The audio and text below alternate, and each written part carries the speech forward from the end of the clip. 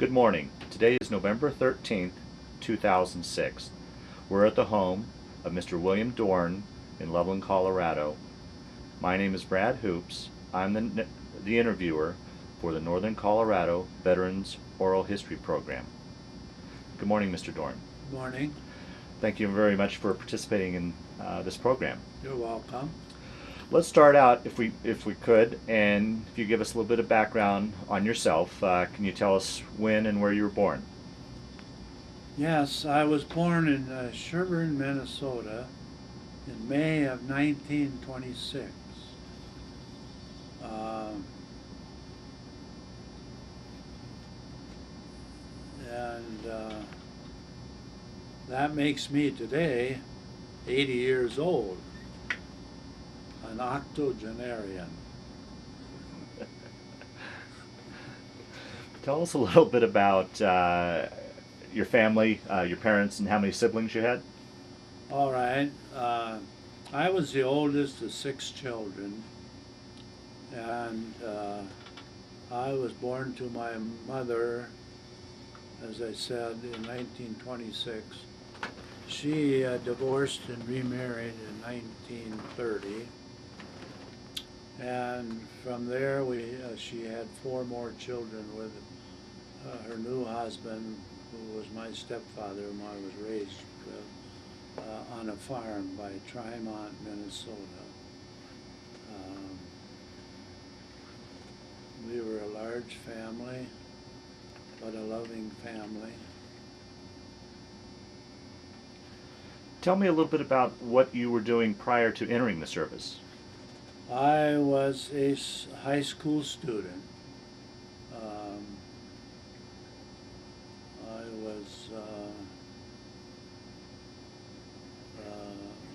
I became 18 years old on my birthday of May 25th in 1944, and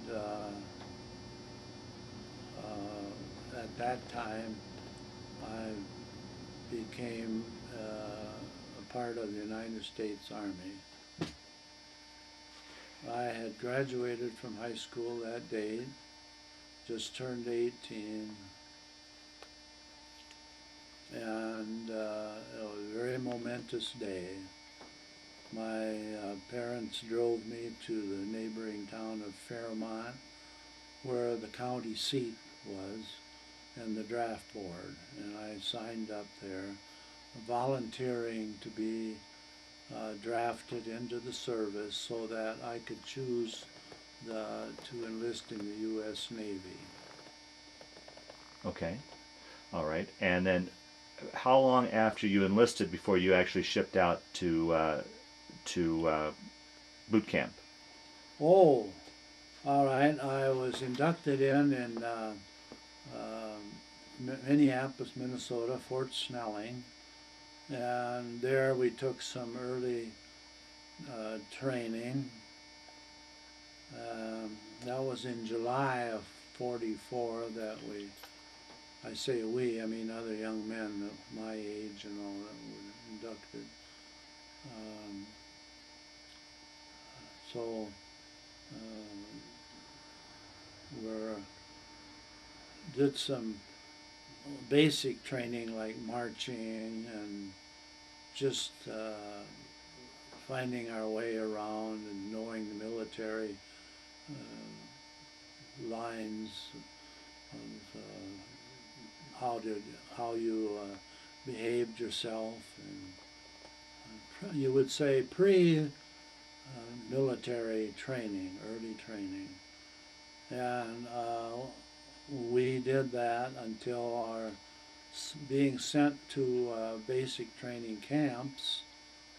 Myself, it was about September, I recall, when I was shipped out of Fort Snelling to my basic training, which was took part in the United States Artillery. Okay, I guess I need to back up a second because we talked earlier, and you said you had enlisted with hopes of joining the Navy, but actually Yes. that's not the way it turned out. Can you tell that story? Yes. it was, I laugh now about it because things were comical as I look back. But when I was inducted into the military in Fort Snelling, Minneapolis, a great number of us men were in a big building like a gymnasium. And there were two lines for being sworn into the military. One on the right, my right side was the United States Navy, and over on the left was a less popular line of the United States Army. Now, the officer in charge of directing us men told all of us men who were going to go in the Navy to go over and get in the line for the induction, which we dutifully did, and I excitedly got into. But just as I got up to be near signing papers and raising my hand to take the oath of allegiance, I was told, along with the other men, to go over on the other side where the United States Army line was, and we would be inducted into that. The reason being that the quota for the day was fulfilled. Well, that stunned me. I had no idea they had a quota system. It never said when we volunteered for the service lines that we'd be taken into our preferred branch of service based on a quota. And it threw me for a loop. I was only 18 years old, a naive high school graduated boy, and I dutifully went over to the other line, and in a short while, almost all of us were signed in to the United States Army. Something I remembered all my life. And I guess I never really became resentful of it, but I used to think that it wasn't being treated right, and there's something military about that we found out as time went on. Military doesn't work out the way you think it's going to. So in September you shipped off to boot camp then? So I did. I shipped out to camp at El Paso, Texas.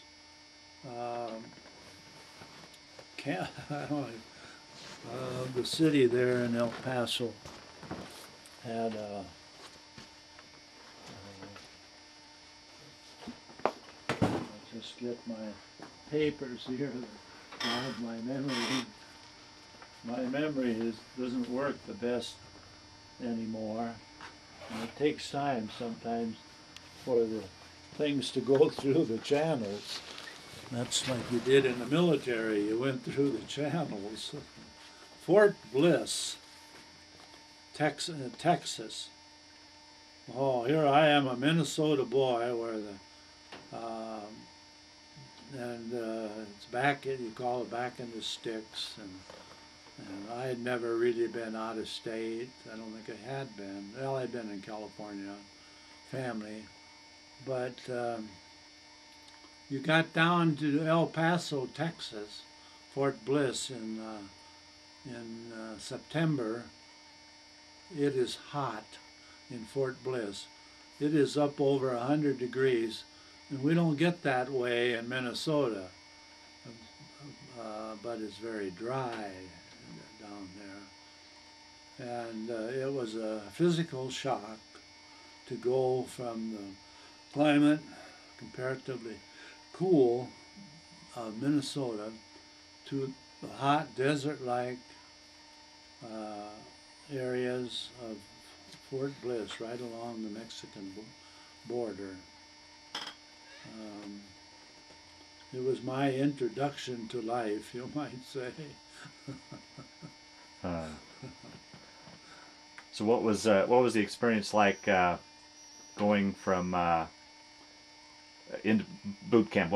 Talk a little bit about your experience at boot camp. Okay, yes.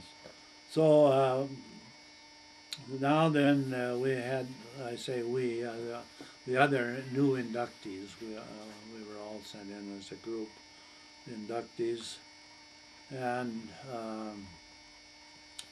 I was particularly put in the United States artillery, anti-aircraft they called it, where you fired the big guns at air traffic, and yeah,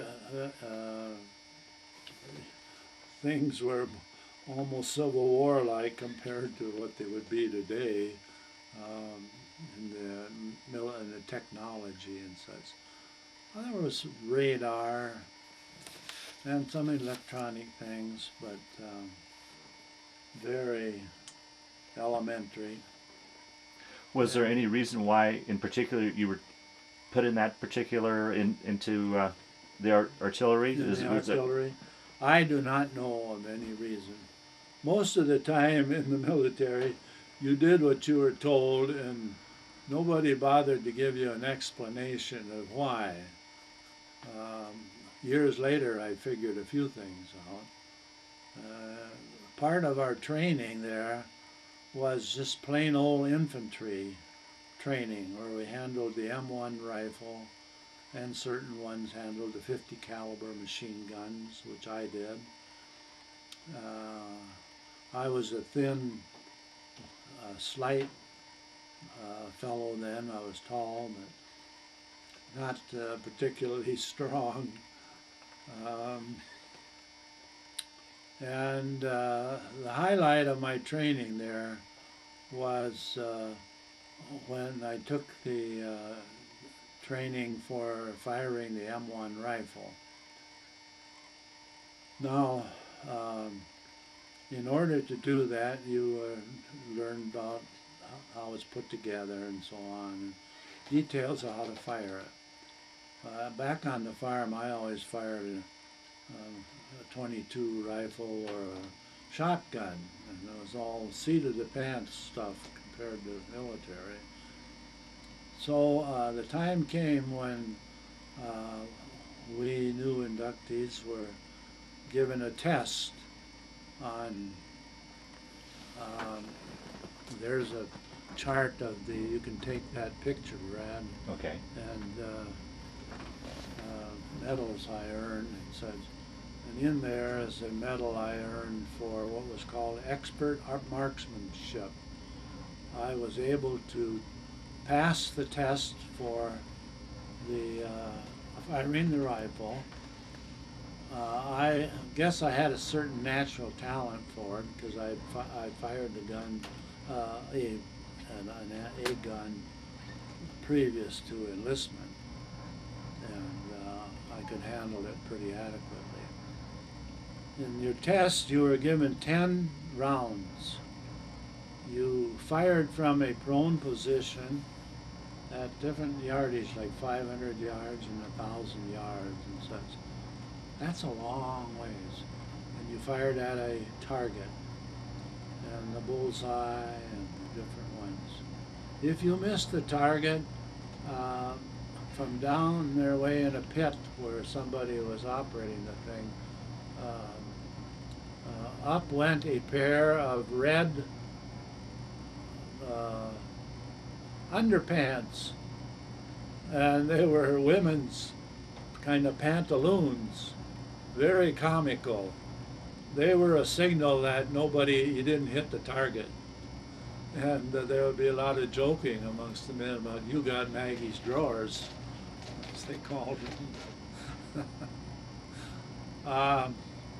So I began firing, and lo and behold, I fired off 1, 2, 3, and every time I hit the bullseye. And eventually I hit 10 times in a row the bullseye.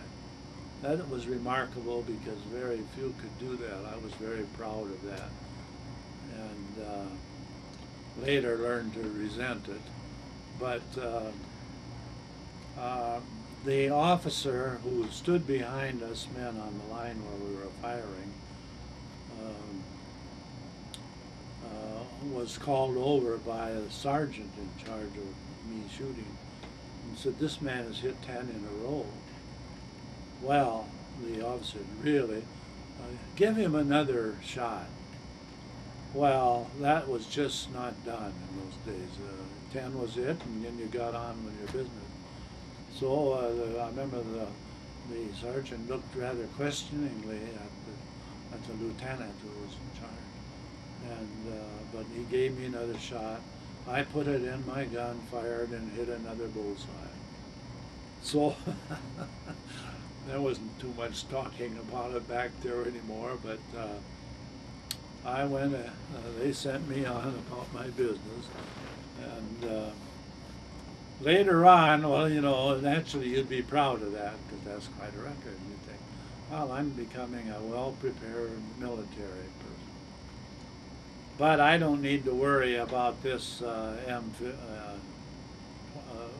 the M1 rifle that I'm firing, because if I'll be in the anti-aircraft, I'll be firing 50 caliber machine guns and big bore anti-aircraft. I won't even be doing the rifle. Oh yeah, that's what I thought. It seemed like the next thing I knew, I was in the infantry, which of course is the infantry is the lowest service on the scale. You were just plain cannon fodder, we called ourselves. You were just went in there and took part in the action until you either were killed or wounded, and that was the end of your service. And I often wondered later on, how come I had such a good record of firing that M1, and why did they put me over into the infantry then? Because they had started me out in the anti-aircraft. Aha! Finally, somebody made a suggestion. Well, what they were looking for was the best shots to go in the infantry, and since I had one of the best records, they put me there right off. And little naive me, which I led most of my military experience in a naive manner, only finding out many years later or months later why certain things were done. And if you're naive, the officers can pretty much tell you anything, and you just do it. So our basic training went on in Fort Bliss, sometimes forced marches out in that terrible desert, and out in the boondocks, they called them. The boondocks were kind of hills sprinkled all over the valley area there, and on the top of each little hill was a plant with thorns plant. So it was a way, I suppose, that nature had of preserving part of itself. I never saw any animals there, and then if there were, they wouldn't be up there eating like cactus up the top of a little knoll. But sometimes you could get out there and you wouldn't know where you were, because these big knolls, boondocks they called each one, were all over. And let's imagine you had to make a hurried trip to the latrine. You couldn't see where you were going. You just were going around in circles until you might see a sign that pointed to the latrine. But it was like, as I said, being in a desert. And very hot during the day. Get up to 100 and more, and you had to take off clothes. It was so uncomfortable. But by evening, it started cooling down, and it got so cold at night that you needed blankets to sleep. You had tremendous extremes. I wasn't accustomed to that in Minnesota. There would be more. steady. So I oftentimes would look at the calendar and keep track of the dates and wonder when it would be I'd get out of here. I didn't know where I'd be going, but I suspected I would be going overseas somewhere for action, because men before me had been sent like that. The military had lots of casualties, and when you were shipped at the end of your basic training to one area, either the Pacific or the Atlantic, Germany, that area, and what happened basically was, like all military troops, you stayed there until you were either killed in action, missing in action, or captured, which wasn't too much, or wounded and shipped back to the United States. In my time, when I went out of basic training over to Europe, we were not suffering as many casualties, although we did have some. And I was fortunate to get through the action until 1945, till the end of the military action, without any basic injuries. So from Texas, then right at boot camp, you shipped right to Europe? To New England area. Got on a ship. Oh, that was another experience. Yes, tell us a little bit about the crossing, the experience. Oh, something you. I recall that on this ship was called the USS Manhattan. Big ship. It turned out in peacetime it had been an ocean liner, luxury liner, now converted to carrying troops to Europe. In those days of January and February 1945, there were still enemy submarines and such, which were a constant threat. I recall there were 8,000 men in my detachment, which were put on board that ship. Now, I had never, of course, been on a ship before, and that was a new experience because you weren't accustomed to that roly-poly action, and it made you sick, very sick. You'd throw up a lot, couldn't eat. Well, now, lo and behold, 8,000 men on a ship. Think of that, that's a lot of men. They're everywhere you turn, and then bunks and down below, and you're rolling, and you can't stand straight. You act like you're a drunk all the time because you're reeling. And somebody had to do certain duties. One of those duties was like KP, kitchen police. And my company, which is just maybe 100 men at the most, got assigned the duty of KP. They were sent around different areas of the ship to take care of the mess hall. The men, when they ate, if they could, stood up on a stand, and food was placed on a stand. And when you were done eating, holding on to your trays so they didn't slide away on you, you walked down to the end of the long tray table, and you dumped any of your garbage in a big hole that had a big garbage pail underneath it. So it was my job. Not only I couldn't eat, I'm nauseated. My job to stand there at the end as men brought down their vomit garbage they couldn't eat, and all disgusting things. I had to take care of keeping that area clean and moving. So they would, the officer in charge would say, Dohrn, you and so, take that pail up to the fourth deck, and dump it overboard. Well, my goodness, this was disgusting stuff in the pail. The big can was full, and we had to lug that up. There's no elevators, and you had to walk upstairs carrying that. And you'd go up maybe 4 decks.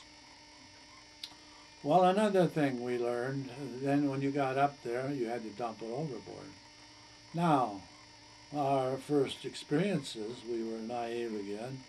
We dumped it overboard, and whoosh, the wind blew it all back onto us. And there we were, wringing wet with garbage and disgusting offal. And so we learned to test it out first to see which way the wind was blowing. So when we dumped it, we'd be sure to be on the windward side. How long did the trip take to cross over? If I remember right, it took about 3 weeks.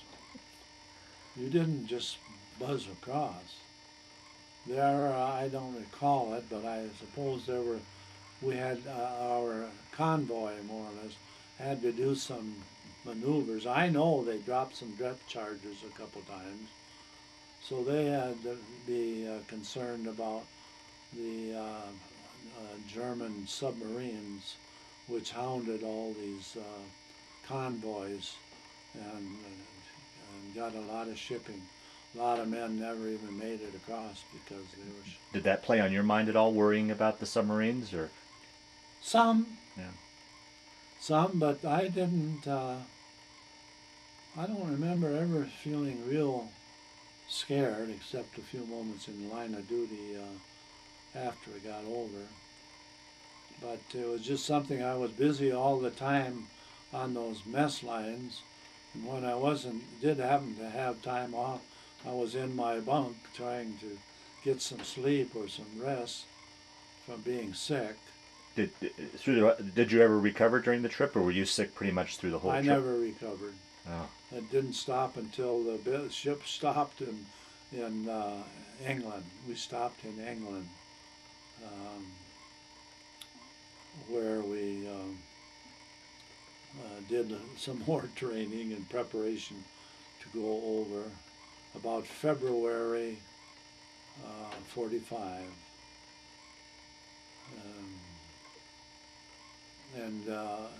England in those days, being under pressure militarily, was a dirty sinkhole too, and of course they burned a lot of coal, and in those days everything was black and smelly, and but at least it wasn't on a ship going up and down. And I often did think of that, hey, I wanted to sign up for this. That's where I would have been. But as I found out, men did recover from that, and some of my friends who were inducted into the Navy finally told how they recovered finally from that. But in England, a few weeks to get ready to go over to the continent, they call it, to go over to France. More training, recovered from the trip. Then, should have gone. Then a real test came out because you had to go across the English Channel. Now, if you know anything about the English Channel, learn. Avoid the English Channel. The trip across on the troop transport was paradise compared to the English Channel, but because, as you know, the English Channel had very rough waters, some of the roughest waters in the world. And they didn't have big ships that went across. They were medium-sized, might hold 500 to 1,000 men. That was a little tub, and a ship that size was very susceptible to the rough waters, up and down, more demanding than the ocean trip. And I didn't have to pull any kind of duty like that then. Most of us didn't, because it was basically an overnight trip. We'd start out, I think, about mid-afternoon, start out and go over all night, to go across and get across in the morning. A sleepless night with stomach, you thought you would never get it all the stuff out of your stomach.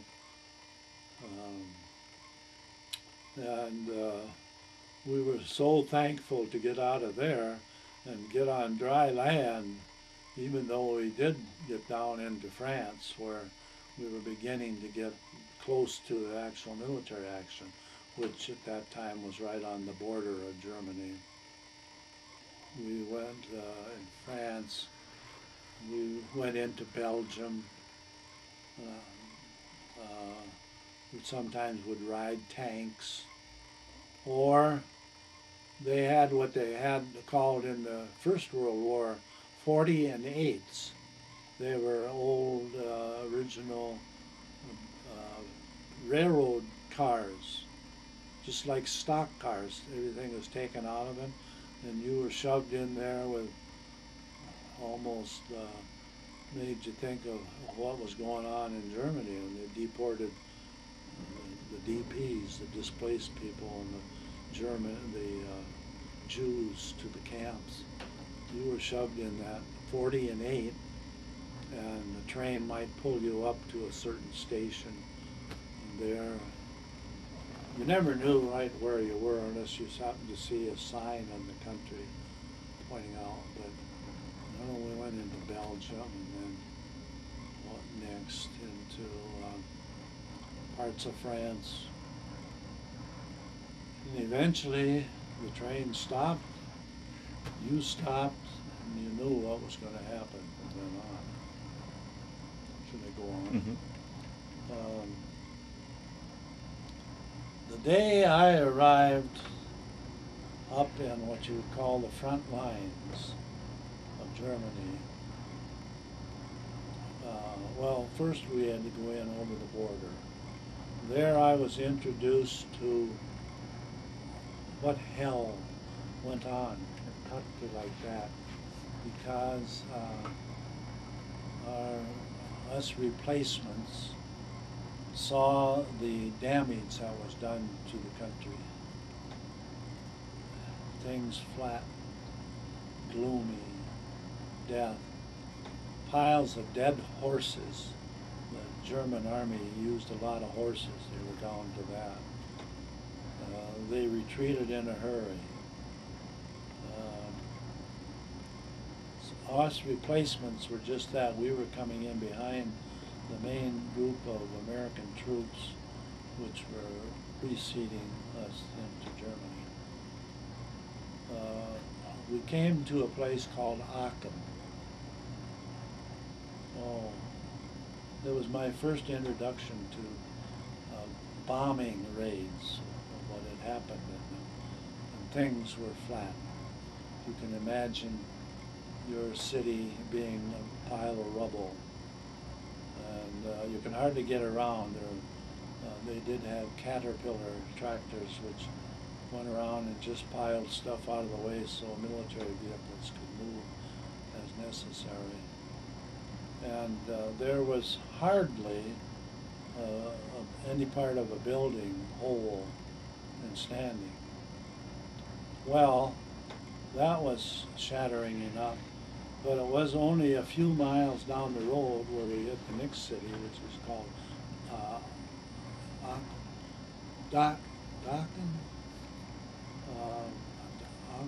Aachen, I believe it was. And Aachen was worse than Aachen. and there just wasn't even a wall standing anywhere there.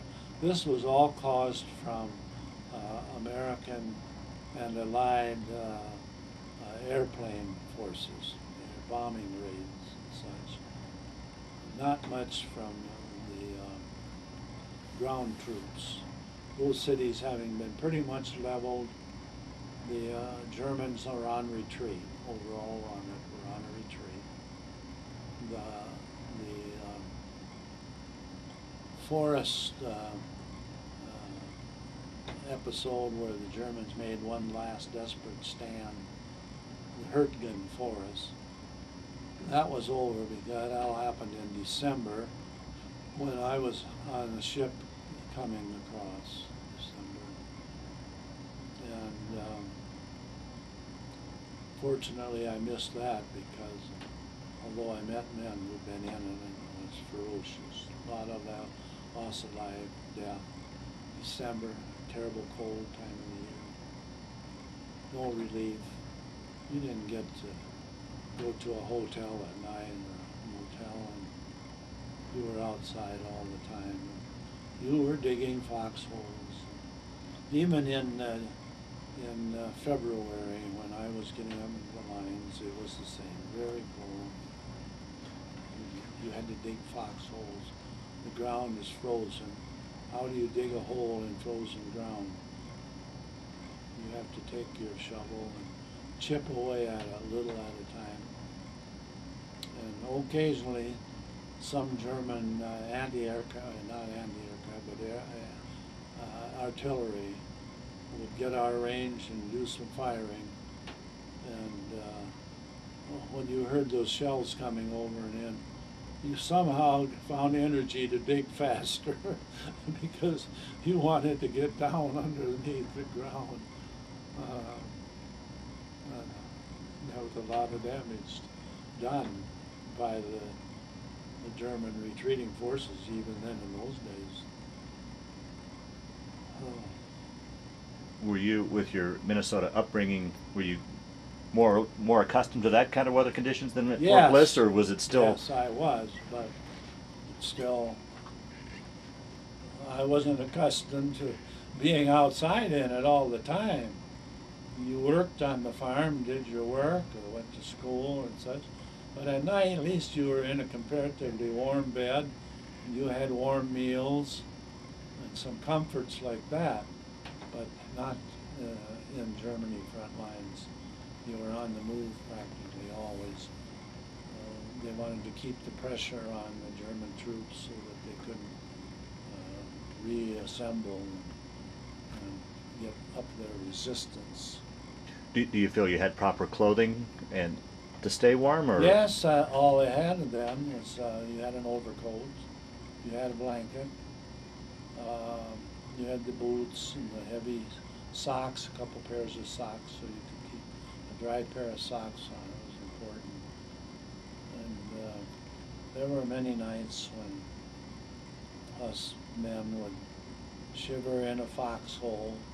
If we were lucky, we found a foxhole that had been dug previously by either the Germans or some of our own military. And you had to stand guard with your equipment and watch out for counterattacks, which there were sometimes, not real fierce, but there were. And there was no place where you think I'll step in here and warm up a little bit before I go on. No, you just stayed there. There was a lot of frostbite on those days, and then sleeping was near impossible. If your feet were near frozen, you had to keep moving and stomping your feet to get blood in there to warm you up. And not to give away your position, you weren't allowed to start fires or anything. Couldn't do that. Yeah. No fires.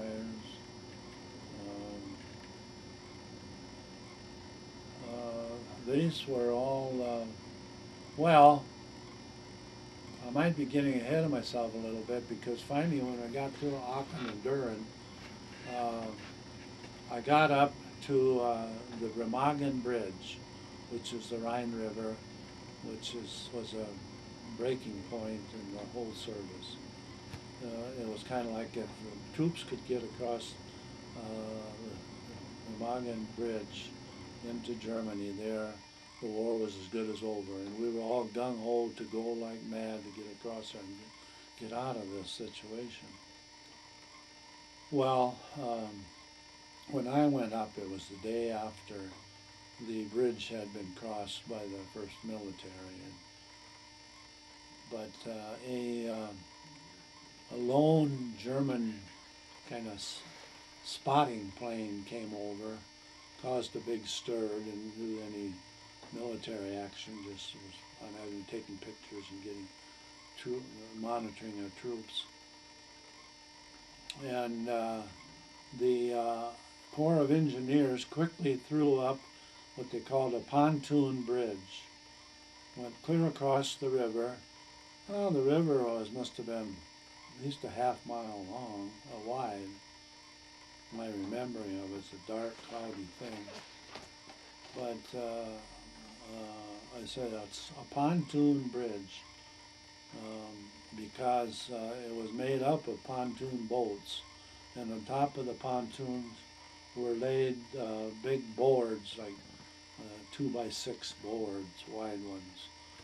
And then when they got that built, they put us replacements on a tank. And there were many tanks that went across here, ferrying men across the river to the other side.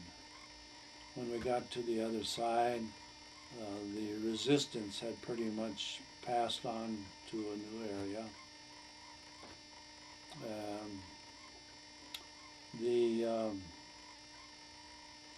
The terrain was like many rivers, steep banks along the side. And we were continued up in either trucks or on tanks to a staging area up near the top of the banks. There were many hundreds of us, all to be fed into our units already there as replacements for those who had been killed, injured, sent back, captured, whatever. Officers told us that to be prepared, that the main officer of the commander of the whole area was going to be coming by to address the troops. Give us spirit, you know, and that. Well, okay, so we're all sitting around up there with our equipment, and an officer is in charge telling us, well, they're on their way now, so, and here they come. And when they said they, what it was a Jeep carrying an officer who had a lot of battle stars on him. We didn't know what it was. Just told that this is the commander of our whole area. He's going to address us. This Jeep come roaring up, big cloud of dust, and sprayed all over us. And the man is standing up in the back while his driver's maneuvering. And as I said, he comes up roaring and slams on the brakes. You'd think he was a teenage driver, the way he handled it. But he had to, because it was very hilly-like, and they had to get up power to go. And he obviously didn't believe in just sitting around there and becoming a target for some enemy resistance, which fired occasionally. And this man was a swashbuckling sort of person. Made you think of what Douglas MacArthur was like in the Pacific Theater. Hands on hips, akimbo, keeping his balance without holding on with his hands. Very stunning individual, probably about 40, 45 years old, and tall. And when he pulled up, some officer introduced him to us and said, "This is your commander, General William Westmoreland." Well, if you know anything about the World War II history and Vietnam history and such, Westmoreland was a major figure in the military prosecution of those actions. Westmoreland also was a very popular, successful military general in those days. And we dutifully dropped our teeth because I didn't know who Westmoreland was. I suppose the officer who introduced him said, "This is he's been in this campaign and that campaign, had lots of battle stars and such, like on my chart there." And so he introduced himself again and started talking, no microphones, to 100 men out there sitting down. Again, naive, wondering what's going on, you know. And I remember the crux of his message would be, at that time the famous sign for the victory was the V for victory. I think introduced by Churchill in England. And he put up two fingers like this, and moved them around out here and waved them. "Men, two. If you guys want to get home here and get out of here as quick as possible, all you have to do is get in this action and get you two military soldiers. Capture or kill them, wound them, put them out of action. Two. Can't you get two enemy action?" And I think everybody looked around, and I thought to myself, "Two? That's all I have to get? Well, that will take no time at all. And let's go get them, guys. And we'll get out of here as soon as we can."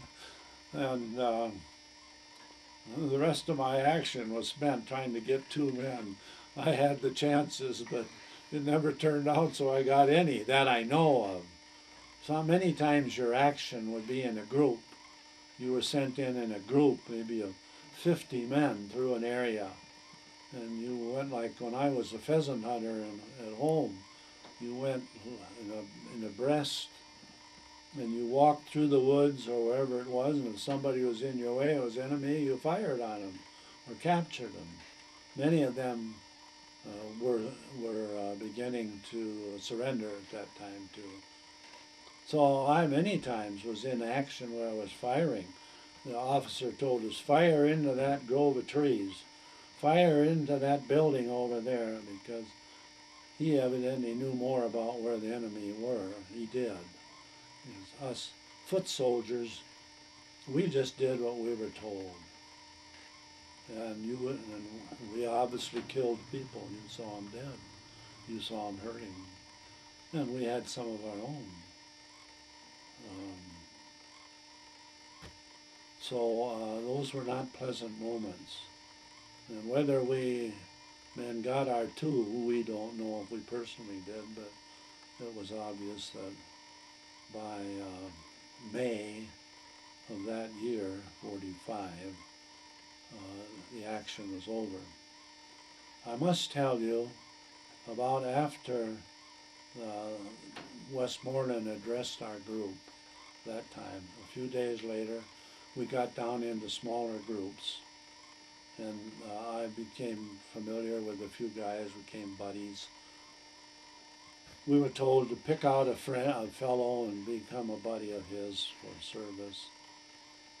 We went into an area, I don't know where, but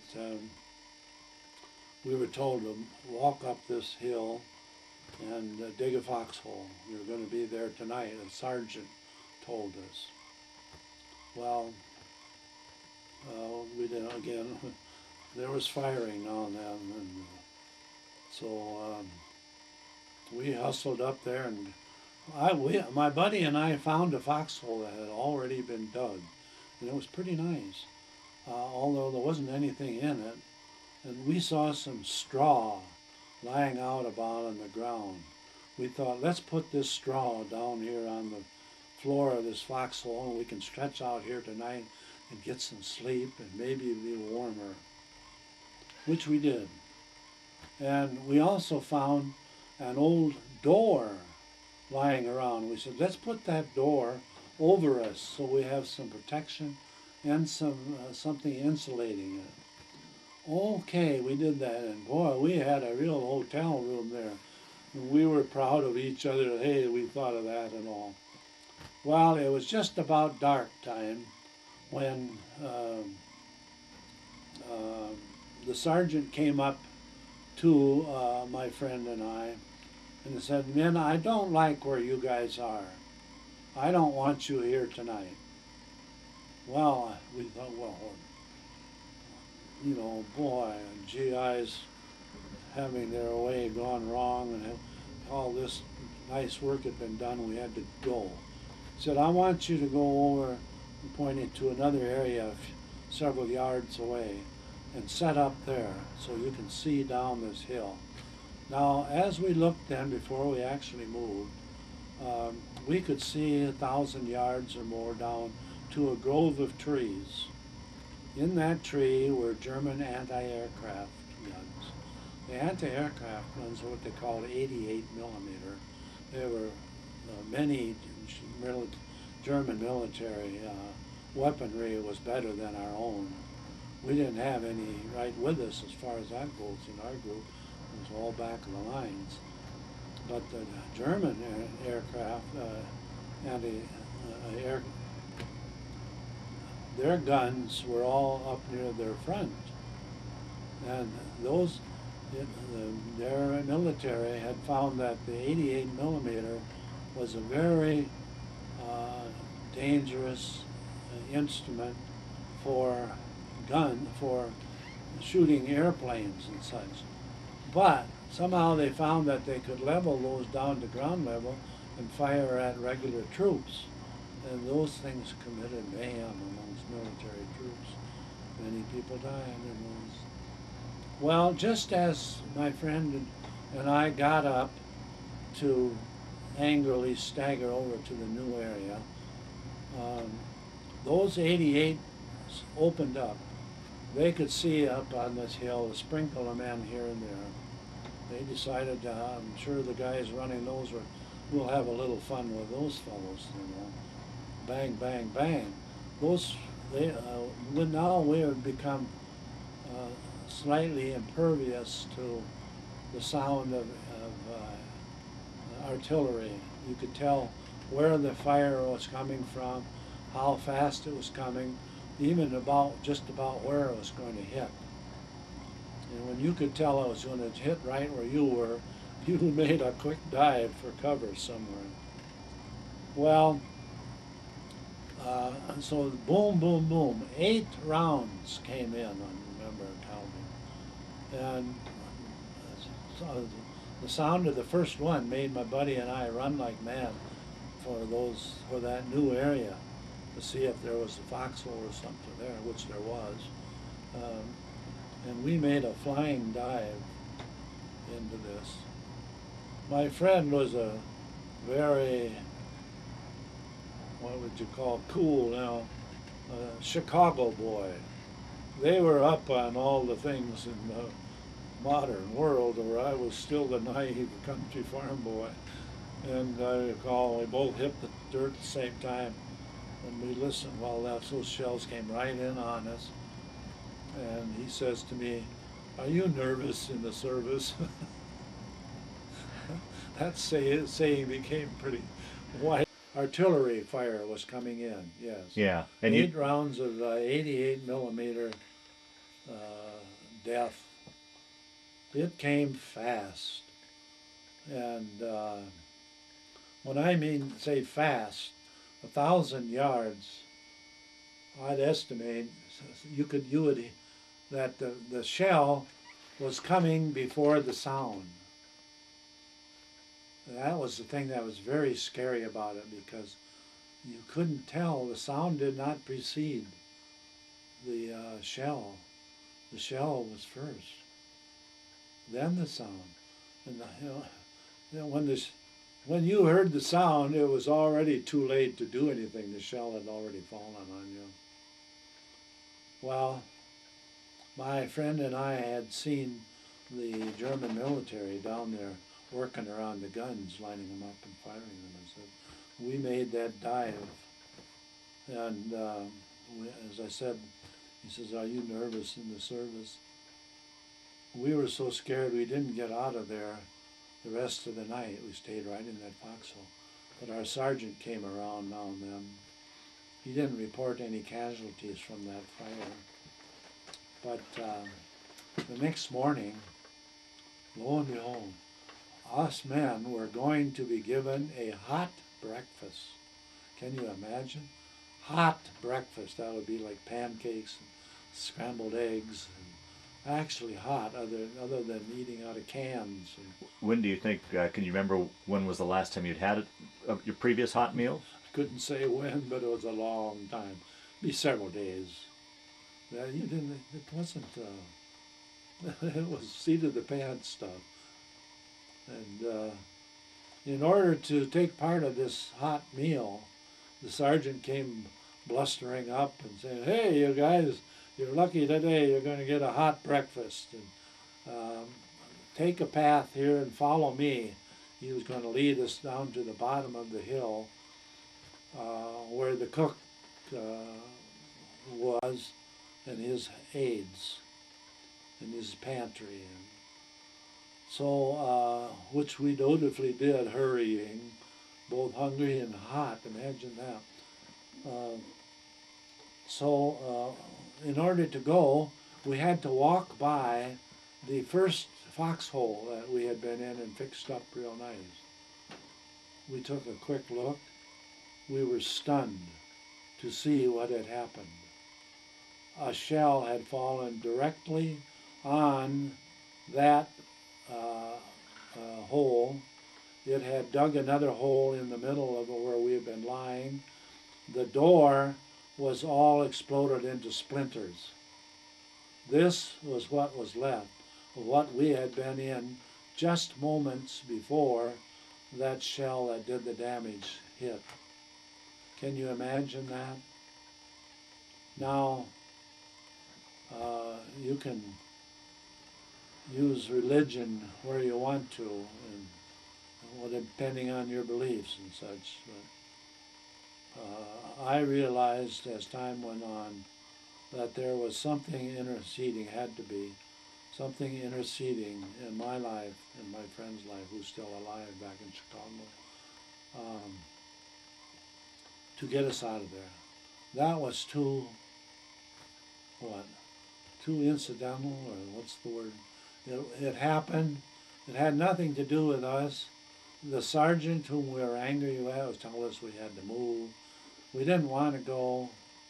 We had to go, and we had to go fast because we could tell the shells were coming in. And if we had stayed there, direct hit, those things happened. And there had been no more Dohrn and Gold, what his name was. So anyway, we did get down and get our hot meal, but we were certainly sobered by the view of that carnage that had been done right there where we were. There were many other incidents that we figured the good Lord had to be watching over us to get us out of there alive. Well, let's back up a little bit and talk about what was going on during this time period. You said you were nervous in the service, as the subject goes. Talk a little bit about conditions. What was it like to spend long periods of time in the bitter cold? You probably hadn't showered for a long period of time. Talk a little bit about the food. It sounds like you were eating just that cold food out of the can. What were you feeling then? Did you feel, marching up to the front and actually on the front, did you feel a lot of stress and a lot of pressure? Talk a little bit about your feelings during that time and the conditions you were actually in. Yes. Surprising how so much of the action and things that were going on had to do just with your body, survival of yourself there, let alone keep away from enemy action. Fortunately, there wasn't much resistance from the enemy troops, pockets of it. What was it like? You know what it's like to be scared, scared stiff. One day, a group of our squad members, maybe 10, 15, were sent on a little maneuver out of a house, unheated house, up a hill. We were told there were enemy forces up there, and we had to go up and flush them out. So I carried a Browning automatic rifle at the time, and a tremendous gun when it worked. Now it was like a machine gun, a portable machine gun. Our group went up this hill, and it was a bare hill. Only a lone tree here or there growing. We had a lieutenant officer in charge of our group of 10 men or so. And we made our way up the hill. At the top of the hill was a grove of trees. We wanted to get into that grove of trees for shelter, since we'd heard that there was an enemy squad or so up there, and they could still turn on you and wipe our whole group out. So we were nervous in the service again. And when I say we got to the top, and we got into various positions where the officer had put us. There would be several men with the M1 rifle, myself with the Browning automatic. That's mostly it. The officer quietly said to me, "Now, Dohrn, when I give the signal, you open fire. And then the rest of us, we hear you will fire." We couldn't see anybody, but we could hear it stirring back in their ways. And, okay, well, here's where I get my two today.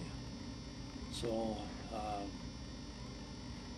the Browning automatic rifle, as I said, did not always work good. And it was a main part of your weaponry.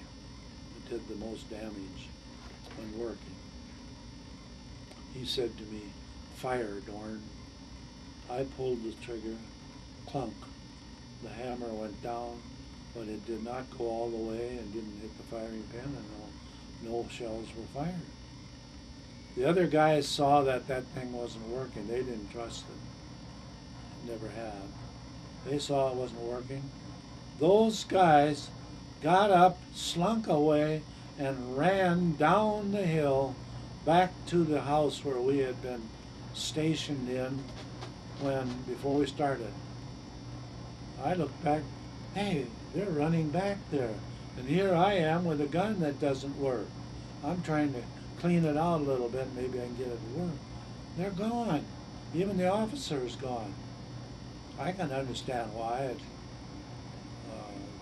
They weren't what you'd call chicken, but on the other hand, they knew that without the firepower, they couldn't handle their action there. Wasn't enough power. Well, in a few moments, I could see I wouldn't get my gun going. The sound, evidently the German troops had heard us, some commotions over here, and so they hurried in to the area where we were to check it out. And I could almost see, the shadowy form of the soldier in the woods in there, moving around.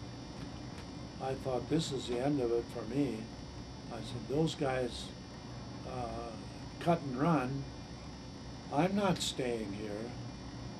The officer wasn't there, so I got a hold of my gun and I started running down the hill.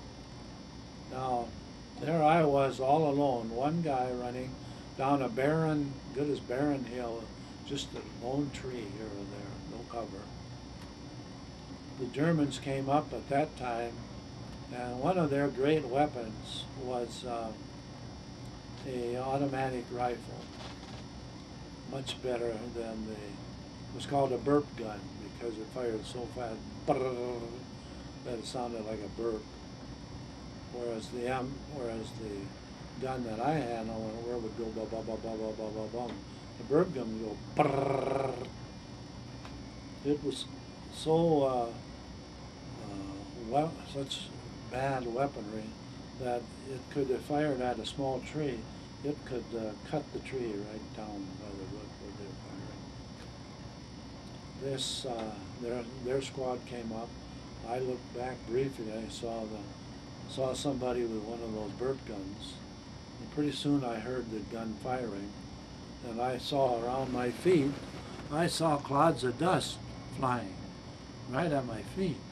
Holy cow, I thought, this isn't good. Did I run? And naive, stupid me, I carried that Browning automatic rifle all the way. We were taught that American military equipment, you don't just abandon it, throw it somewhere like the enemy did. You had to take care of it or you'd be in trouble. And somehow I heard it hitting the little tree. You could hear it chipping at the bark. And you could hear voices. It was that close, you could hear their voices talking and saying something about it, you know. I'll get that guy or whatever you would say if you were firing at the enemy. Oh boy. I made it down to the bottom of the hill. The other guys were already in there and strung out from their long run. And here I was. I just came running in. I took that rifle and I just didn't care about it. I just threw it on the table there and told the officer in very strong language that I'm not going to handle one of these anymore. They're deadly to protection and they won't work. And when they get a little dirt in the works, that kept it from working freely. All of them, plus the officer, agreed that was not worth anything at all, the impediment, in fact. Over time, they gave it to another party, and I don't know what became of it, but those sort of things happened often because our weaponry was not as good as the German weaponry. And perhaps another event you might like to know of, which again shows how naive I was. Days were getting down to the last few days, maybe a week or 10 days of the war. Were you aware that it was that close? Yes. Did you have a feeling that you guys were that close to winning? The officers talk sometimes too that the Germans, they were Germans. They were having the Russians. Some of the Americans were supposed to meet the Russians at this one river, and I secretly had hoped that I might be one of those, but I wasn't.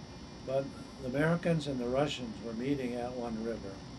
You can read about it in any history, where the Russians and Germans and Americans went together into Berlin to end the thing. It was still a lot of action then. Well, about that time, one day our unit was in a town. It was a warmer day because it was like April, a warmer day, and it was sunshine and felt better. And I was feeling pretty good.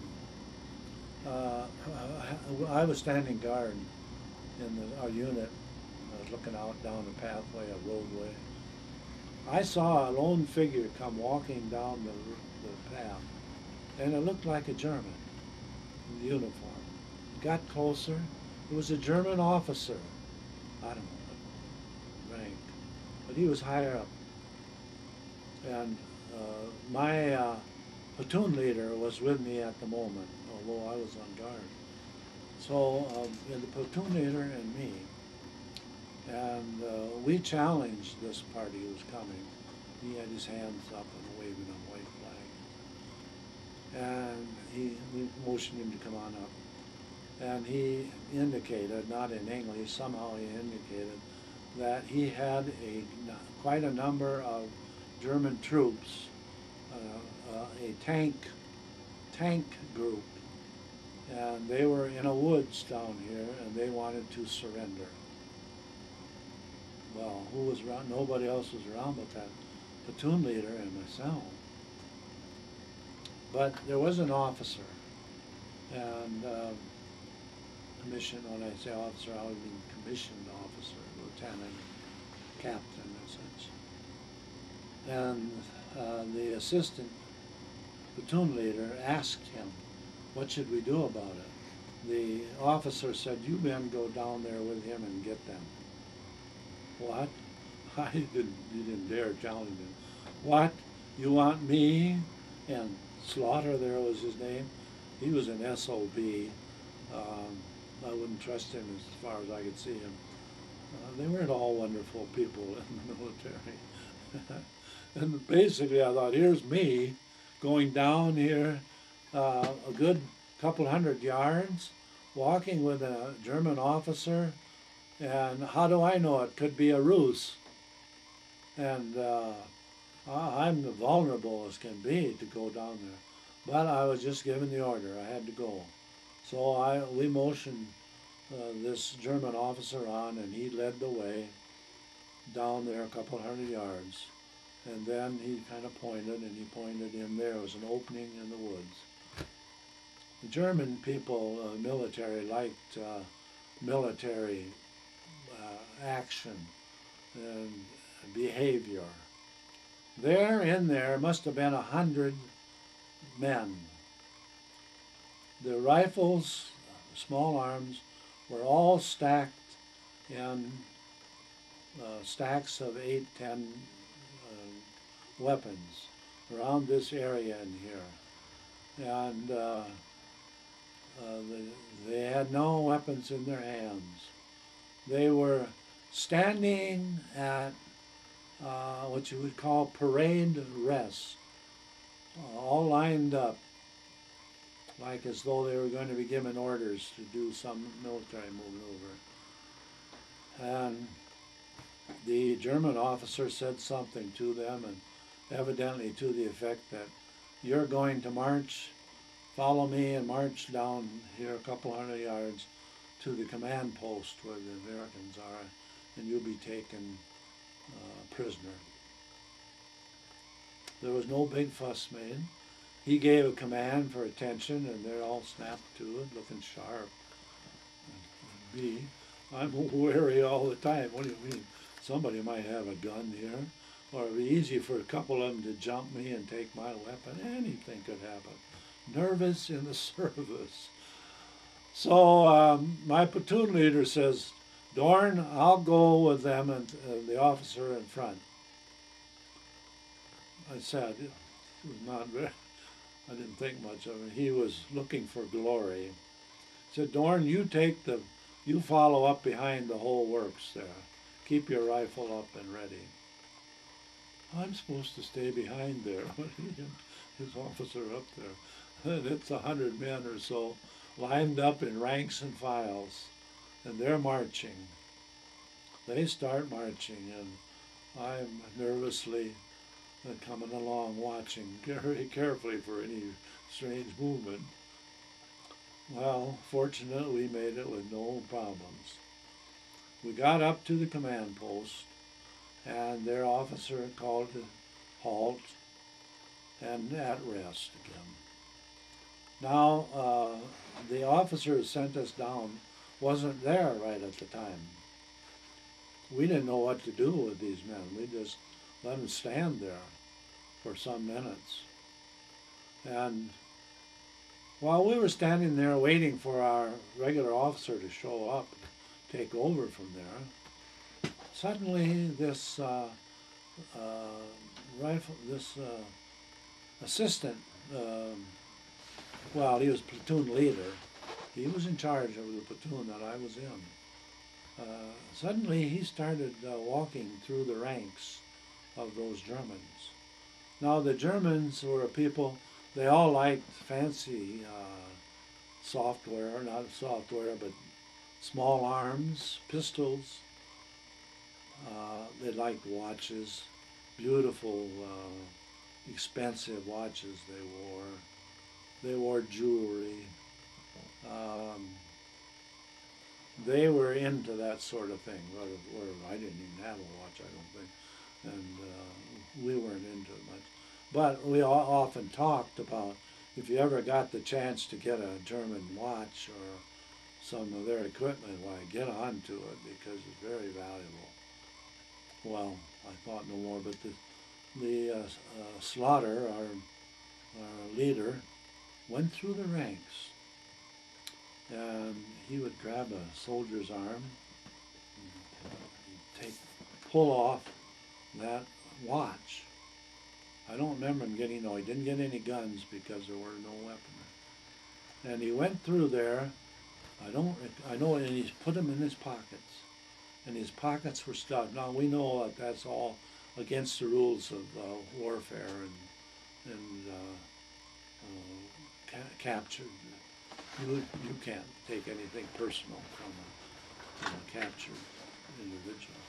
And those poor guys, they were just crestfallen. Oh, how would you like to have your favorite expensive watch taken away from you and never see again? His pockets were full. And I don't recall if he got all the way through or not. But he came up to the front where their officer still was. And their officer had been, well, he saw what was happening. Plus, he could hear his men grumbling, and that we weren't supposed to do that. And I thought to myself, well, now wait a minute. If he can get away with that, I should be able to get a couple of those for myself at least. Who cares if I just get a couple? And so they're all feeling low and long-faced. Finally, our officer comes out, and with a little formality, he accepts the surrender of all those troops. Remember, I'm the one that's marched them in behind there. Slaughter has just walked with the other officer up there. I marched them in, and although there was no trouble. Then their officer approached our officer and with the complaint that so-and-so here had gone through and taken the personal jewelry of his troops. And everybody was very just crestfallen plus angry that wasn't Articles of War. Well, it didn't abide by the Articles of War. I could figure that out, that he was talking about his pointing and sign language and such. Our officer, who was just a second lieutenant at the bottom of the row above the line, well, thank goodness, did he get mad. I could see him just coloring. He wasn't a very big, imposing guy, but he had a temper. And he immediately came over to Slaughter, our platoon leader, and began dressing him down in sharp language and motioning about this and that. And finally telling him, go back through those ranks there, and you let every man whom you took something from go look here and take it back and keep it. And words to the effect, don't you ever do something like that again, because of the reason. This officer probably could have been court-martialed if he had let that go by. In fact, he would have been. It happened. So Slaughter had to go back through I said earlier he was kind of a shady individual, and here was one that occurred. Slaughter had been around a comparatively long time. Basically, there was nobody around in our units who had been there 2 or 3 months or more. They had all been taken out of action, either through death, captured, injured, sent back. And so Slaughter was the only one who had been there some time, and he had been there several months. And he tended to act gung-ho because here he was, the only one around, and no one around who knew what kind of a guy he was, so he could get away with shady things. So the platoon leader had to give all those jewelry back, and you could see many happy faces in there. I don't know what happened to the men, but it wasn't long before our group moved out, and we moved into some small town that didn't happen to be all bombed and smithereens. It was a hotel. In fact, we reveled in the fact that we got to sleep in beds. We didn't sleep on the bare ground. And the one room that I was in with somebody, we had feather mattresses, like goose down. They liked that over there, and pillows, and you could lie down in them. We didn't have pajamas or anything. We just took our boots off for comfort and rolled in on that and slept through the night on a goose down mattress. And I know I didn't sleep too well because, you weren't used to it. It was too soft. And, I was just used to sleeping on the old ground, which your body became acclimated to. That gave a lot of problems, which your body got used to. Well, I don't remember the exact day, but it must have been like May 4th or so. And the next morning when I woke up and got up, I heard some guys talking down, hey, the war's over. Hey, they signed a treaty. There's no more fighting. And I listened, I don't know if I could believe what I was hearing. But that's what it was. And pretty soon everything was jubilation around. You mean to tell me we don't have to go out on a skirmish somewhere today and try to get some more prisoners or shoot some military? No, the officer said they had some formality back there, and Hitler is dead. And it was just such a sharp difference between what had been, what we could envision, that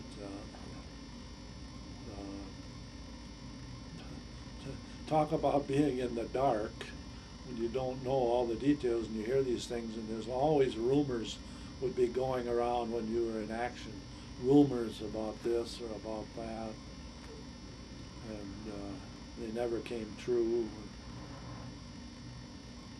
From there on, life became a lot more pleasant. Looking back on it now before we move ahead, how do you think you managed to survive, to function with, going through lack of sleep, the stress? It sounds like poor food, bitter cold. How do you? I don't know. What do you attribute? It had to be done. It had to be done. And I remember there'd be times when you didn't get sleep. You didn't even get to stretch out for a few 40 winks. I remember learning how to sleep standing up. I could sleep leaning on a tank in my gun, and just out of it, waiting for whoever or whatever was going to happen. Sleep. Oh, how delicious it was. And so you never got a night's sleep. It was always interrupted by not only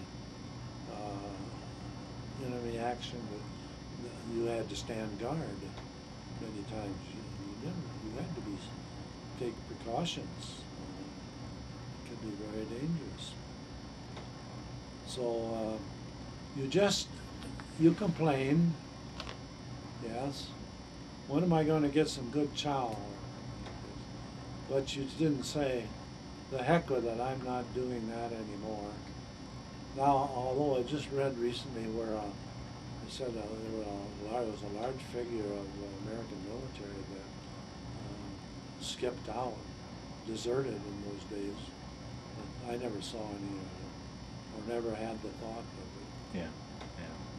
When let's go back to the time you captured those 100 Germans, and you were standing guard there. Did you feel any animosity or hatred towards those men, or what were you No. feeling toward? It was fear. Fear. Yeah. Didn't trust them. Yeah. I didn't say, oh, I hate those Germans for what they've done. Yeah. Although I know that I did, but I wasn't going along with, oh, I hate those guys. If I could, I'd shoot them, you know. Yeah. I never felt that way. No. Yeah. They were surrendering, and I would honor their surrendering as much as I could.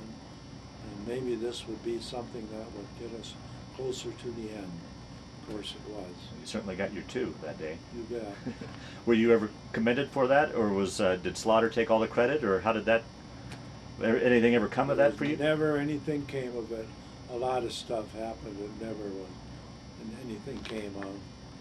Nobody ever said, Dohrn, thanks for what you did back there, running those people in. Or even to Slaughter, because he was in on it. No.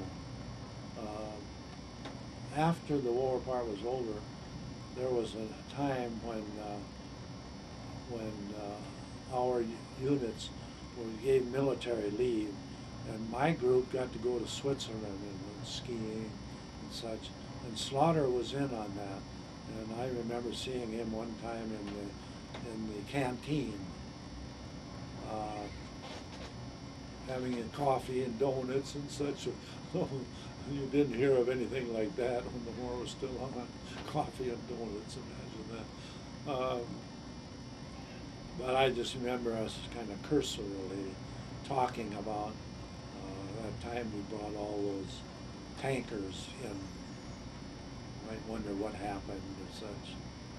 But that was the last time I recall seeing him. And I wasn't happy to see him, but I was in just proximity to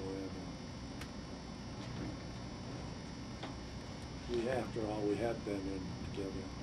And he had been serving in the front lines longer than I had. Yeah. What was the relationship? I heard that the relationship with those that had been serving longer and the replacements that were coming up wasn't the greatest at times. No, because, you know, those that had been in there, they had learned how to get along in that atmosphere.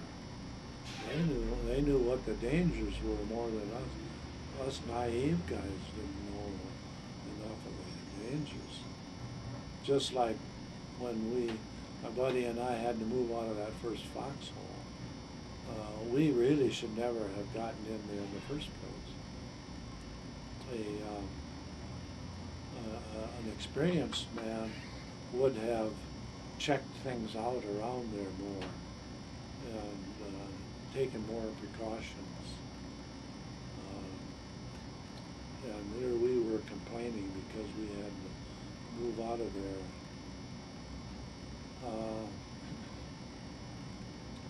No, we were naive replacements.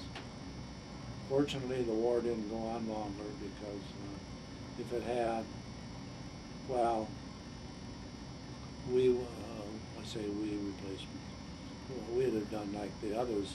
We would have been killed or wounded and sent back, occasionally captured. But the captures were all released at one time. But then the big worry was, we didn't know much about what was going on, but we knew there was tremendous fighting in the Pacific theater. Right. And we knew it was bad with the Japs there. And we had a newspaper, a military newspaper, but you never got to read it. You were always off on action. But the word would get out, somebody who had read it, they'd say, you know, a big unit of Americans attacked Okinawa, and many were killed. And no Japs would surrender. They had to be hunted down one by one, killed. Well, us guys would think about what'll happen now that the war's over and it's still going on over in the Pacific. We'll get shipped over there. Well, things were moving along slowly, but what was it, August that it actually ended? And somehow we were kept in our positions for a while. As soon as the war was over, I was recruited for what they called a clerk typist. The clerk was one who kept the records of all the men in the unit, kept all the vital records about where they were and their pay and their, who they served under, what campaigns. I had to do that for my company for some time. Well, by the time I got caught up on some of those, I had an office, imagine. I had an office. It was warm in the office. Of course, it was May and June then. And but we kept thinking in the back of our mind, one of these days somebody will come along and tell us, get our duffel bags, we're going to ship out. Fortunately, the next thing we heard was about dropping of the atom bomb. When we heard that, we knew it was over. Could you comprehend? Well, we didn't comprehend the damage that it Yeah. could do, but when we saw and heard, we never saw anything. Yeah. Heard about the extent of the damage,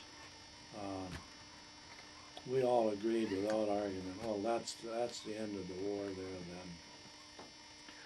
So they kept me around another year. Another year. Yes. You went home on a priority. Those who'd been there the longest went first. And there were still many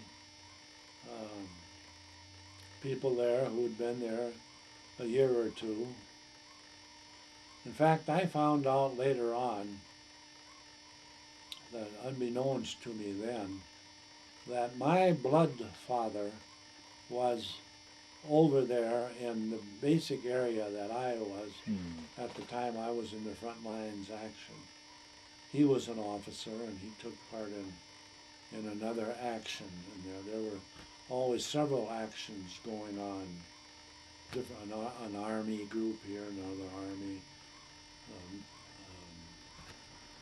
Not much in the way of aircraft then, because there was no enemy aircraft at all, and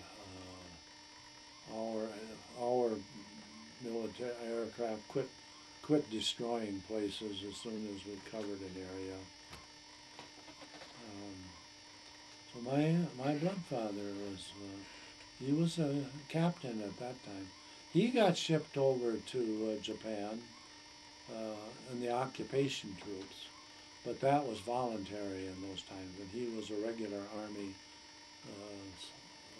military person, which he was there to until retirement. But us military replacements and all, we were just there till, how did they say it, the duration plus 6 months. That was a prime saying, duration plus 6 months.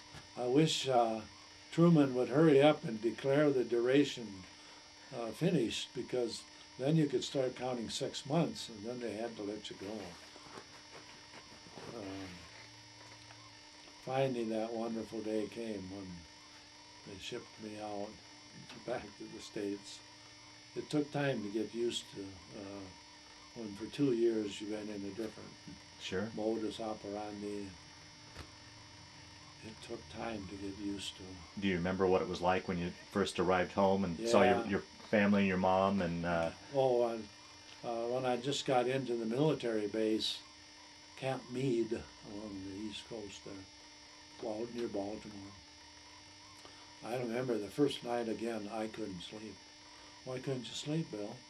I couldn't sleep because they had uncomfortable mattresses. They were mattresses.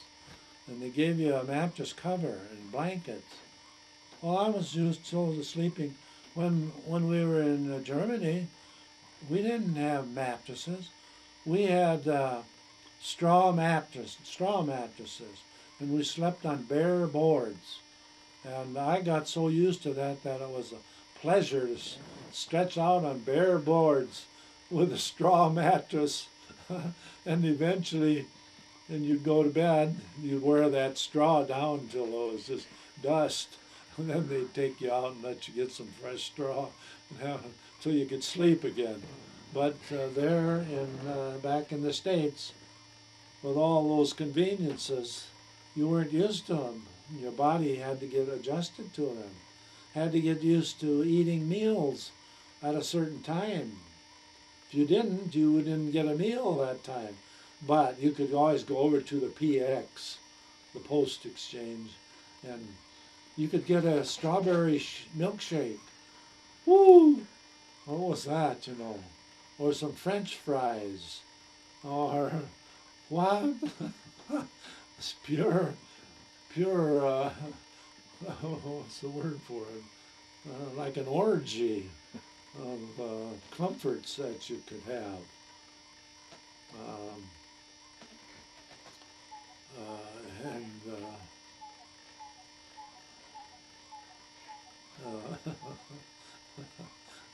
it took time to Were get you used to. discharged at Fort Meade then, or did from Fort Meade where did you go?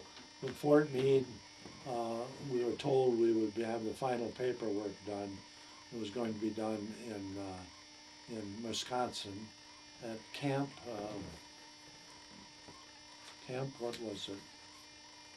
I visited there a couple times to try to recall what it was like. Fort Meade was there. I can't find the actual Yeah. camp, but it was near. It was near. I can't think of the towns, cities along the middle Uh-huh. of Camp Meade, and we were just there a few days while they did the paperwork. And I remember we were told that the paperwork was done. We were no longer a part of the United States military. I couldn't believe it, what it was like. They said, tomorrow you'll get on the military buses. We'll take you into Sparta, Wisconsin. It's where you leave Sparta. And we'd put you on a train, which would run you back to the nearest to my home area. It was a slow old thing, and the trains were all coal-fired, and you get dirty and smelly, and oh, I look forward to that. But I thought, oh boy, I'll get back to St. James, where that line was to go. St. James, a neighboring town of where I lived, about 14 miles from there. And oh boy, I look at the countryside and go by, yeah, that looks like Minnesota. St. James, you hear the conductor calling, St. James, and there were only a couple of us got off there. I suppose some of them must have been where they lived in the city, whereas I lived out on a farm 14 miles from there. Well, I hadn't even thought about it, but when the train stopped there in St. James, and I got off, you know, I was in a town, in a city. It wasn't all splattered all over in pieces. Those were hard things to take. And remember, I went in somewhere and got a hamburger. what opulence to go in the cafe and get a hamburger and French fries. Then what? Well, I go home. Well, how am I going to get home? I'm 14 miles from here. I don't know. I guess all I had was my duffel bag. I guess maybe I'll just start hitchhiking, which I did, and somebody came along and picked me up and took me out to an area where one highway went this way and the highway I had to take went this way, Highway 4. And nobody was there to meet me and my family. I don't remember if they even knew I was coming. I don't think they knew I was coming even, because you didn't have a telephone to call. There were some in St. James, but there's no telephone on our farm. Um, if you wanted to call, you would have had to call somebody in the town of Tremont, or was my hometown, and I didn't know who to call who was there. So I just started like this. And I started hiking along carrying my duffel bag, and it was July and hot. It made me think of Fort Bliss down there.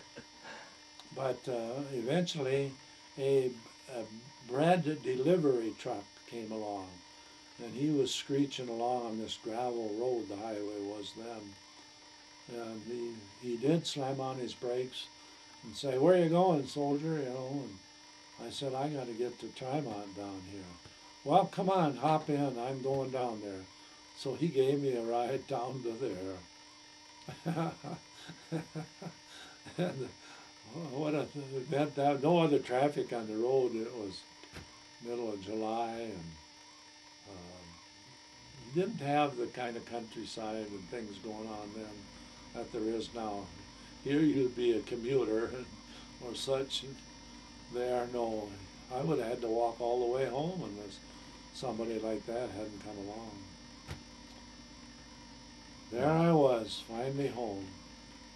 It was quite a letdown, because when I got there, I knew that my mother wasn't there. She had died back in March of that year. Oh, no. So Oh, our mother was gone. It was just my stepfather and young half-brothers and sisters. Mm. And I just kind of naturally melted into the farm routine again. And eventually got started on that wonderful bill of GI Bill, they called it, to go to college. And life went on there with a whole new start. You'd wake up sometimes and, hey, who's on guard, duty, you'd have military flashbacks, such and such, or I wonder if I can get a can of sea rations to eat, which were just cold hash, which you ate most of the time. How long did you have these flashbacks? Did they eventually fade away, or do you still have them to this day at all? Faded away. Yeah.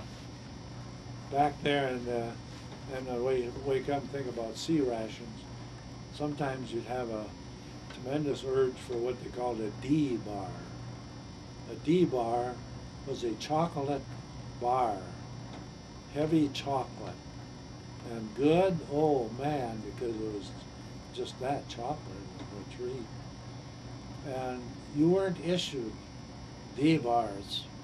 The only way you got D bars when you were in the service, the tankers got D bars as part of their rations. They'd get a big box of D bars and put them on their tank, and then they could dip into them as they liked, whatever. And the only way a soldier like me then at that time could get would be to steal it.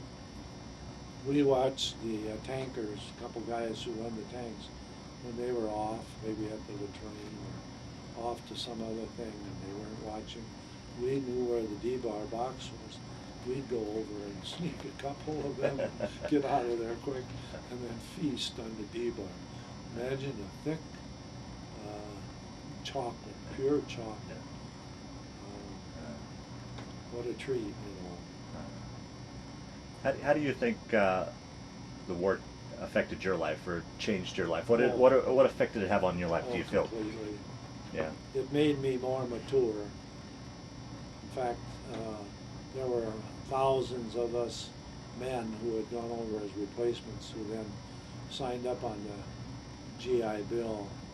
We were more mature than the boys just getting out of high school. And we were kind of, we could have been stuck up. Yeah, we tended to be snooty. We would lord it over the girls, here are girls, we've been over here fighting and all, and And you've been home here with your parents, having all this wonderful times going out dancing and all with the other school kids. And we had no female companionship Yeah. to speak of. Yeah. And not that we didn't desire it, but you didn't have access to it. And even if you did, at that time, if you associated with German girls, you could be prosecuted, get a court-martial for them, because there was a law they passed of non-fraternization, they called it. You couldn't fraternize with the German people, especially the girls. Yeah. Although, as usual in military, there was one group that got to fraternize, and that was the officers. Sure, our officers, they would go over to the girls' homes in the evening or such as that when nobody was looking. And they fraternized, if you know what that means. Yeah. Yeah. They weren't playing cards or some games. Yeah. Playing games. Life. That was part of it. Yeah. Sex. Sure. Um, Well, as we begin to wind down this interview, is there anything that you wanted to talk about that I didn't cover or ask about? Or any final thoughts or anything you'd like to Well, say in conclusion? Brad, one thing as I found out, I hate wars. Even sitting here, I could cry because I hated war. I hate it now. Those guys over at how come I made it in the war action I was? I can't control my emotions because it is stupid or whatever you could call it for men to go out and kill one another and maim one another, to suffer. So I suffered. I didn't have a bodily suffrage, but I had what I've told you, a misery. It had to be the Spirit of God working in our lives to bring me through. To think of 500,000 American men died in that. There's no wall for them, from like Vietnam had 50,000.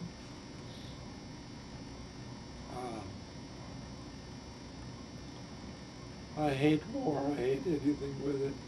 I'm not saying I hate the Iraq thing. I don't like to see the fighting. It's not done right.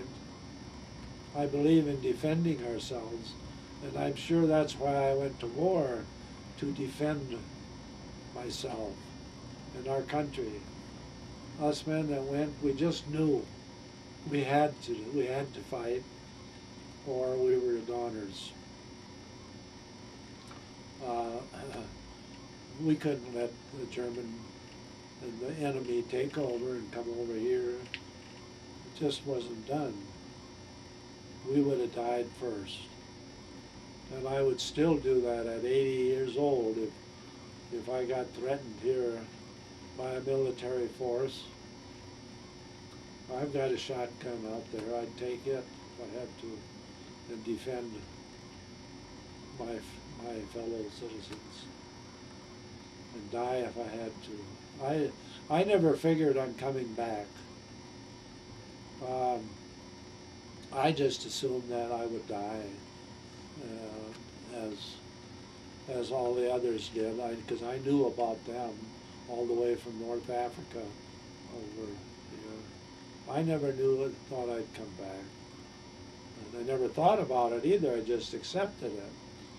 When I left on my leave of absence to go overseas, I had to go up to St. James. My mother drove me up, and I had a high school girlfriend at the time, a sweetheart. And we drove up to the depot and said our goodbyes. I got on the train and just ready to go. Somebody tapped me on the shoulder and they said, "Say, somebody seems to be waving at you. Do you know who that is?" Oh, I looked. Oh, I saw my mother, Brad. If you've ever lost a family loved one like that, there my mother was, tears running down her eyes.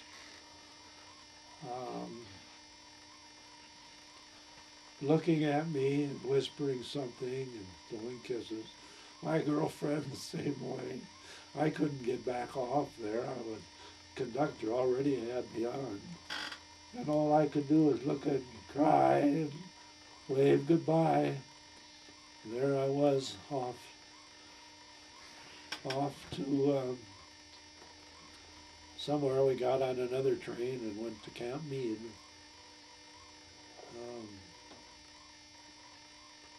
But I watch TV when you see things happening then because I didn't know what was going on at the time. We didn't know what was going on. The general here and there, and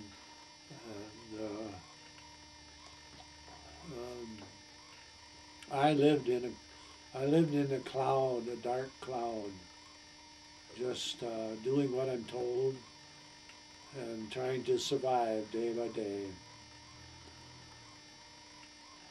Fearful, sure. The war was prosecuted differently than present. I had occasion to see what happened to people, civilians. They weren't on a big scale. I didn't see like Dachau and some of the big camps. I saw there were small camps they don't even tell you about. There were small camps, so it might be only 50 ex-soldiers, I say, because they were captured by the Germans and tortured or whatever, and starved. I saw these skeletons in small camps. When they saw American soldiers, their joy was overwhelming. You couldn't believe how they would feel to think, there's an American soldier. They knew that there wasn't a German soldier where they would suffer more. American, they would get something to eat. I would be on a patrol and walk by some of those, and an officer might open the gates to let those people out if they wanted out. But we couldn't stop. We could give them some of the rations that we carried so that they could grab them and wolf them down right then.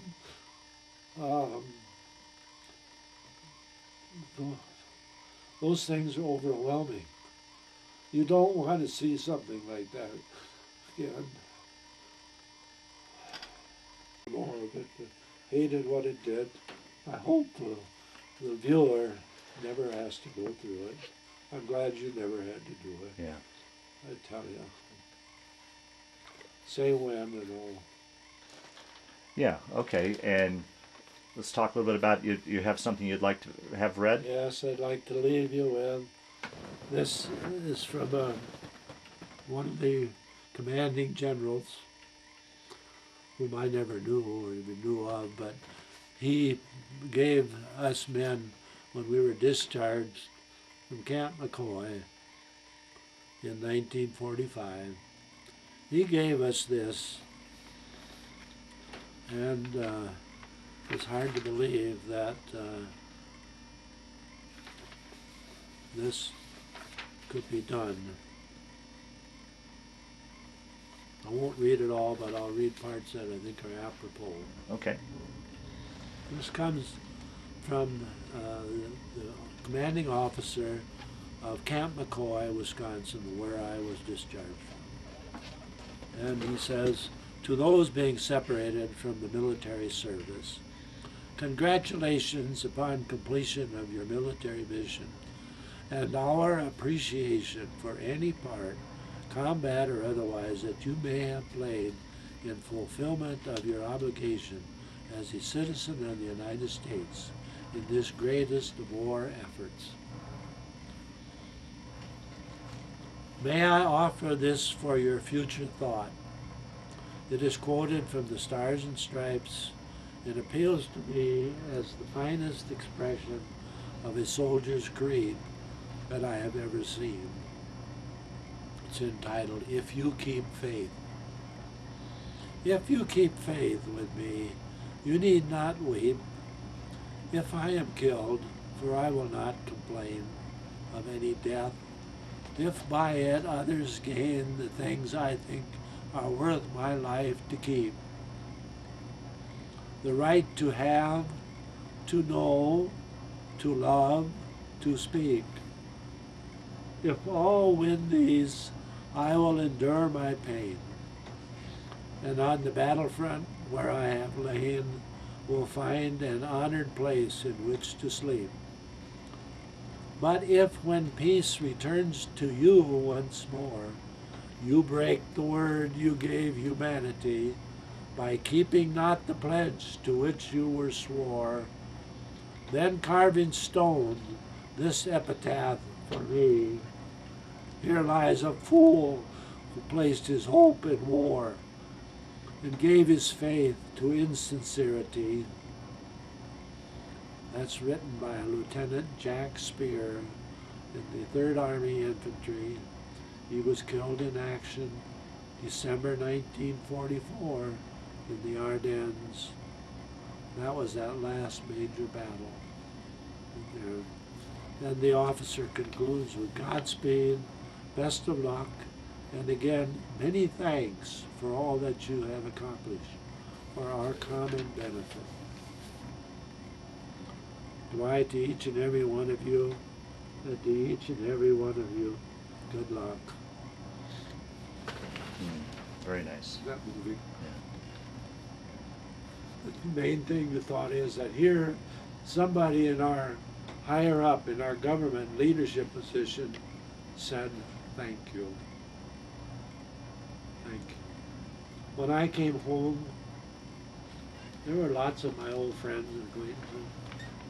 I don't remember a one saying, thanks, Bill, for your 2 years in the service for us. Thanks. I never heard it until one time, very movingly, a man who was watching a parade with me in Wichita, Kansas. I think it was Wichita. And it was military parade. And, oh yes, it was when they were having some celebration for Vietnam. And anyway, it wasn't a military action I'd been in. And this man asked me if I'd been in the military. Yes, I had been, I briefly said, you know. And there was a lot of patriotism, that spell in the country at that time. Kansas, wonderful people.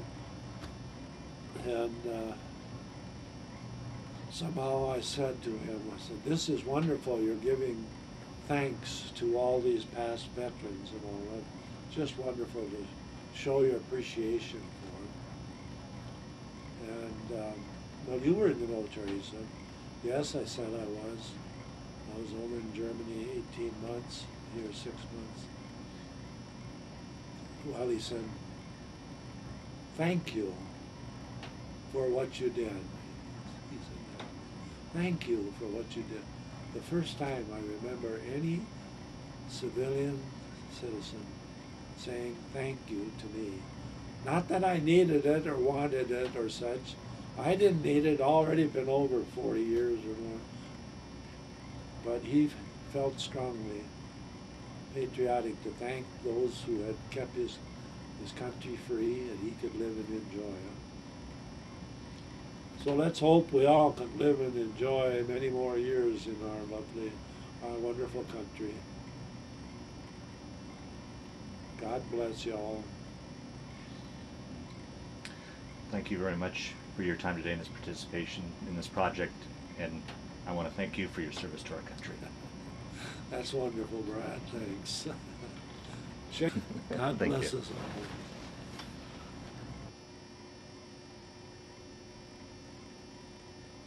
Okay. All right, here's Will at age 18.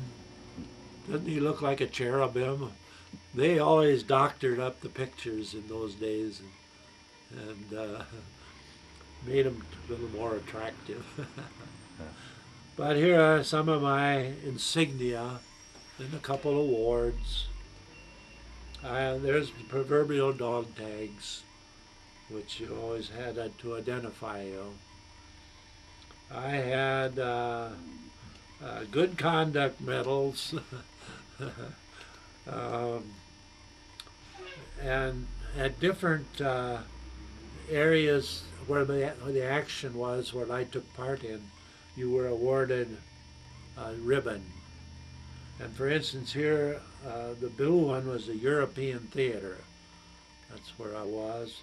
This shows battles in the European theater. It shows 3 stars in there, and each one stood for a certain area battle. And we got, sometimes these were awarded to the whole unit, not just an individual. All those in the unit got that. This is the insignia of the 9th Infantry Division, the octagon. And you were in the 9th Division? 9th Infantry Division, yes. That was a famous old division way back into the First World War. It was activated way back there, and I think it was Camp Meade, where a lot of the military units were built up. And it has now been decommissioned. I just read a while back that there is no longer a 9th Infantry Division, but there's bound to be a lot of memories. A lot of things happened then. A lot of men died. Heroic things happened. The 9th Infantry Division. And I was in a regiment in it called the 60th Infantry, called the Go Devils. They like to have a fancy term for their name to build up the spirit, the Go Devils. 60th Infantry Regiment. It was a great bunch of guys whom I knew. Not many of them left anymore. Do you still keep in touch? Did you guys keep in touch over the years? We've had a couple reunions, and now and then somebody writes a letter, and usually to tell you so-and-so died. And here's insignia that we wore on our clothing. I was, at time of dismissal, I was a buck sergeant. And I was very proud of that because even though I'd only been there 2 years, and in my outfit about 6 months,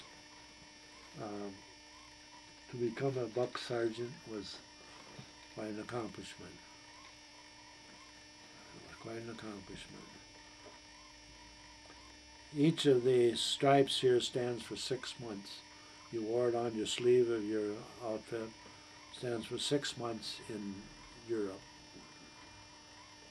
So I was there 18 months. I was telling you how elated I felt at being earning expert marksmanship. You got a beautiful medal like that if you made expert marksmanship. Not many of them were given out, and they were very coveted. And furthermore, after you got in Germany, if you had that, you got $10 a month more paid. That was wonderful. Sure. What did I have it for? I didn't have it for anything, nothing to buy. Didn't know where to buy it. But I sent it home. That's all you could do. And down here, I had a lot of the military people liked to get these solid silver the chain wasn't. Solid silver identification bracelets. You turn it just a little bit that way and get that. There we go. Yeah, get out of the glare. Okay. Identification bracelets give your name, rank, and serial number. And you wore that all the time. You didn't have to because it wasn't military issue. You went, when I was in Fort Bliss, I could get a leave on a weekend and go over to Mexico if I wanted to and buy Mexican shoes, leather goods and such. You didn't have them in the United States. Everything was rationed. Mm. Kind of a reversal of today. Yeah. But that was a very sentimental thing, and I wore it I don't know how long, till finally I disengaged myself from all things military like that. So there it shows that I was around that while. Yeah.